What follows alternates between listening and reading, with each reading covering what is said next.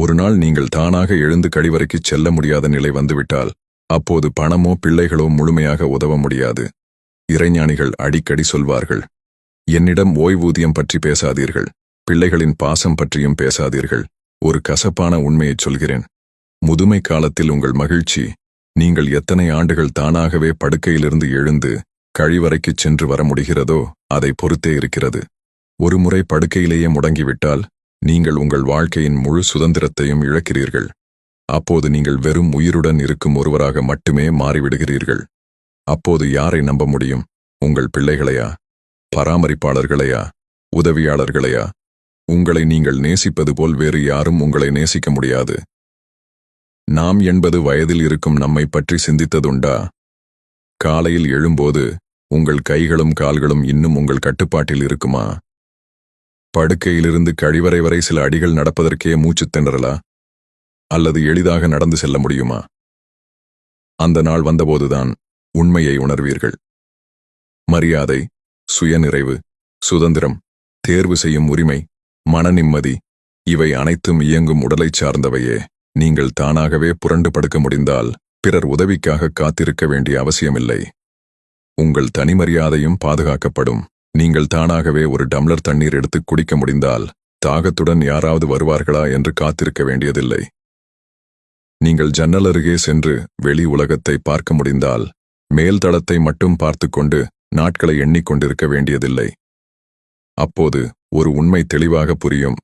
பணம் முக்கியம், ஆனால் அது உண்மையான அன்பையும் பராமரிப்பையும் வாங்கித் தர முடியாது. அதிகாலை 3 மணிக்கு உங்களை தானாக திரும்பி படுக்க வைக்கும் உடல் வலிமையையும் வாங்கித் தர முடியாது. பிள்ளைகளின் பாசம் மிகவும் மதிப்புமிக்கது, ஆனால் அவர்களுக்கும் அவர்களுடைய வாழ்க்கை இருக்கிறது. குடும்ப பொறுப்புகள், வேலை, குழந்தைகள், கடன்கள் என பல சுமைகள் இருக்கும். அவர்கள் நேரம் ஒதுக்கி உங்களை பார்க்க வந்தாலே அது அவர்களால் இயன்ற மிகப்பெரிய அன்பாகும். எப்போதும் உங்களுடன் இருப்பது உங்கள் உடல்தான். அது நன்றாக இருந்தால் உங்கள் வாழ்க்கையின் எஜமானராக நீங்கள் இருப்பீர்கள். அது செயலிழந்துவிட்டால் உங்கள் உலகமே ஒரு படுக்கையின் அளவுக்கு சுருங்கிவிடும். இது எதிர்மறையான சிந்தனை அல்ல, இது வாழ்க்கையின் மிகத் தெளிவான உண்மை. முதுமை காலத்தில் உண்மையான மகிழ்ச்சி என்றால் தானாக எழுந்து கழிவறைக்குச் சென்று சூரிய ஒளியில் சில அடிகள் நடந்து செல்லும் திறன் இருப்பதுதான். எனவே இன்றிலிருந்தே உங்கள் உடலை உங்கள் வாழ்நாள் நண்பனாகவும் மிக நம்பிக்கைக்குரிய துணையாகவும் கருதி பாதுகாத்துக் கொள்ளுங்கள். வாழ்க்கையில் நாம் சண்டையிடுவது, போட்டியிடுவது, கோபப்படுவது, கவலைப்படுவது, இவை அனைத்தும் தானாக கழிவறைக்குச் செல்லும் திறனுடன் ஒப்பிடும்போது மிகச் சிறிய விஷயங்களே.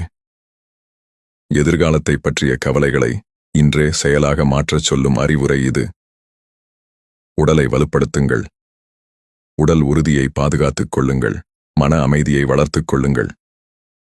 முதுமை காலத்தில் நீங்கள் உங்களுக்கே தரக்கூடிய மிகப்பெரிய பரிசு பணக்குவியலோ பெரிய வீடோ அல்ல. சூரிய ஒளியில் நடக்கக்கூடிய உடல், தென்றலை உணரக்கூடிய மனம், மலர்கள் மலர்வதை ரசிக்கக்கூடிய கண்கள், எந்தச் சூழலிலும் அமைதியாக இருக்கக்கூடிய உள்ளம், இதுவே மிகப்பெரிய செல்வம். இந்த வலிமையை யாராலும் உங்களுக்கு கொடுக்க முடியாது. நாள்தோறும் உங்களை நீங்கள் அன்புடன் கவனித்துக் கொண்டால் மட்டுமே இந்த அரிய பரிசை உங்களுக்கே வழங்க முடியும். படுக்கையிலேயே முடங்கிய பிறகு இதை உணர வேண்டாம். வாழ்க்கையின் மிகப்பெரிய சொத்து பணமோ பிள்ளைகளோ அல்ல, தானாக எழுந்து நிற்கும் உடல்.